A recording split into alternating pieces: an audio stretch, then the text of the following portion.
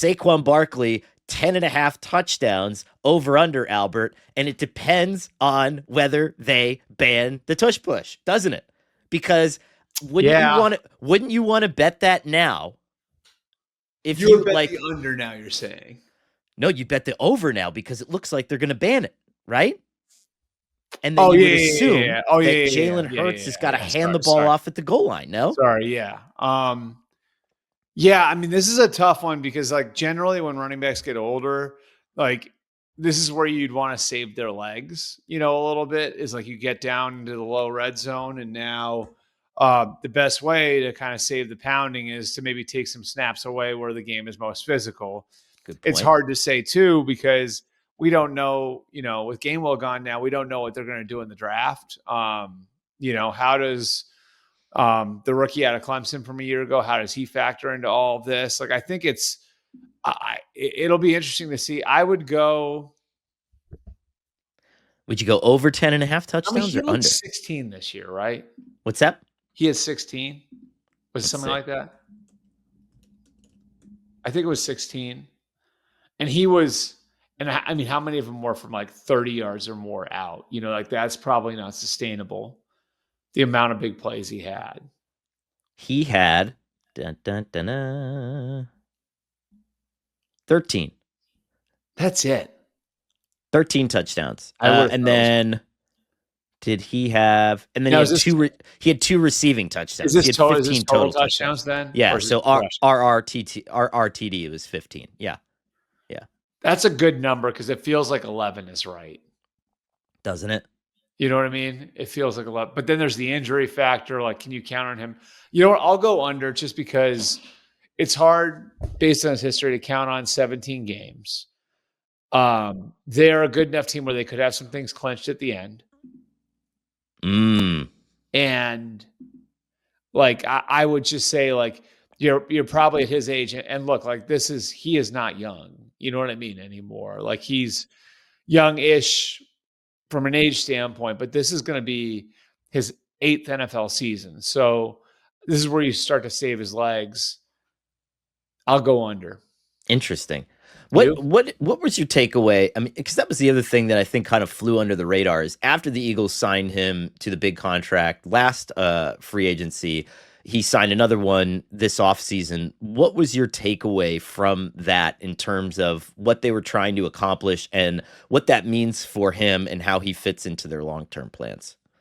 Well, like, I think it was symbolic of the year he had. If you look at it, it was really kind of just a raise over the next couple of years. And not like a crazy raise, but like, how people you make those numbers say whatever you want to make them say. And, right.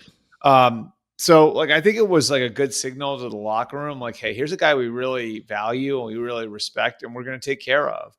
And I think, the interesting piece of it, to me at least, is like, wouldn't it get harder to make the positional value argument to Saquon Barkley after you sign Zach Bond to the contract you did? So I think that's like a little nuance there too, like where they pay like I'd say an above market rate to keep Zach Bond because he was a free agent. And so now, like, your whole argument, like, well, yeah, you're really valuable to us, Saquon, but like your position, this is the way your position is paid. Like, it's harder to make that argument when you paid Bond what you paid him. So I would say all the way around, it's like it's a good way. Like, I don't know that there's a ton of downside outside of like some guy has a monster year next year and now he comes back wanting a raise. But you did the same thing for AJ Brown, didn't you? Yeah. Like, AJ Brown had, I think, 2 years left on his deal or 3 years left on his deal, whatever it was. Like, AJ Brown had a lot of term left when they did the last contract adjustment. So this is something they've done in the past too. Do you expect the Eagles now?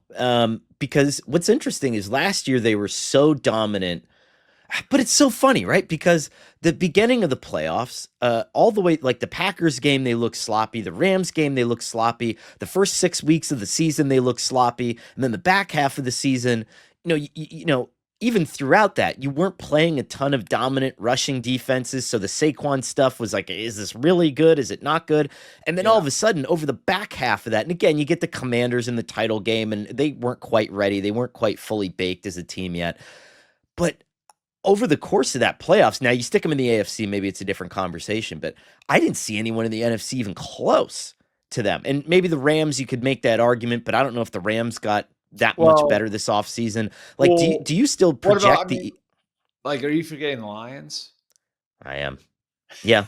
I mean, I God, that was the conference title game we deserved, wasn't it? yeah, and I just think like the Lions, like their defensive injuries were so like it was insane. Like the way that and Aaron Glenn did a good job duct taping that together, but eventually it collapsed, Right. and um like I think like it would have been interesting to see like now I don't know that the Lions would have been a whole lot more equipped to slow down the Eagles offense than the Commanders were based on the injury situation.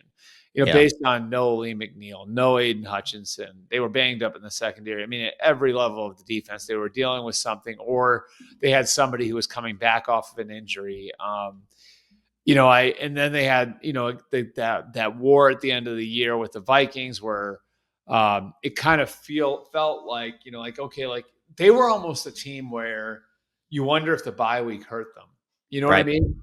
Like you wonder if with them having that extra week sort of killed their momentum, however you want to call it. Like it did something that like kind of reset them in a way where, okay, like now the holes are kind of real and we have these teams that have extra time to prepare for us. And, we're not able to kind of build on our last week anymore.